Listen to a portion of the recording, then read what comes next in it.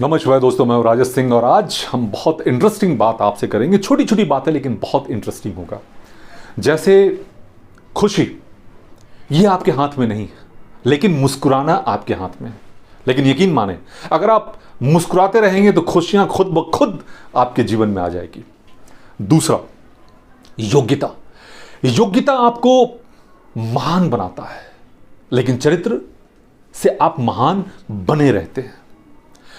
योग्यता से आप शिखर तक पहुंच सकते हैं, लेकिन चरित्र अगर सही ना हो तो आप नीचे भी गिर सकते हैं। छोटी छोटी बातें हैं लेकिन बहुत इंटरेस्टिंग है जो आज मैं पढ़ रहा था, तो सोचा आप लोगों से शेयर करूं। वैसे भगवान जो है शरीर का विकास करते हैं, लेकिन बुद्धि का विकास हमें खुद करना पड़ता है।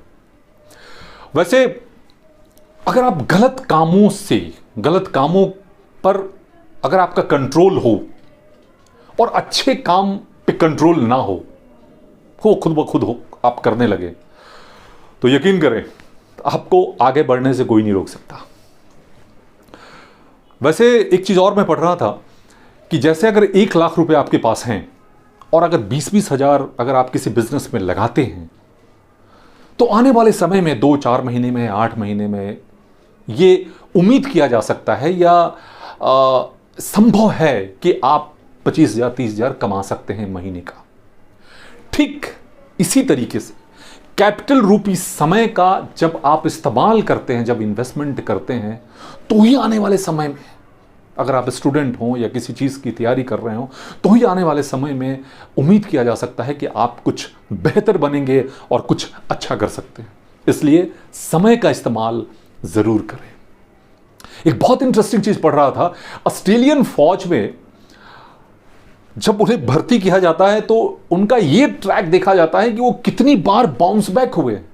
अगर वो 3 बार 4 बार अगर 5 बार बाउंस बैक होते हैं तो उन्हें ऑस्ट्रेलियन फौज में रख लिया जाता है ना। इंटरेस्टिंग वो इसलिए क्योंकि अगर बाउंस बैक अगर आप बार बार हो रहे हैं, इसका मतलब है कि आपके अंदर वो योग्यता है कि गिरने के बाद भी आप खड़े हो सकते हैं। तो उस आधार पे ऑस्ट्रेलियन फौज में लोगों को भर्ती किया जाता है। एक और बड़ा इंटरेस्टिंग चीज में पढ़ रहा था, 2 बंदे थे। 2 बंदे और साइकिल रेस पर मतलब साइकिल रेस में उन्होंने भाग लिया था और साइकिल रेस जैसे खत्म हुआ तो वापस आते हैं और ऑर्गेनाइजर ने वहां पे खाना पीना और काफी जूस वूस का व्यवस्था किया था। तो दोनों को बहुत जोर से भूख लगी थी।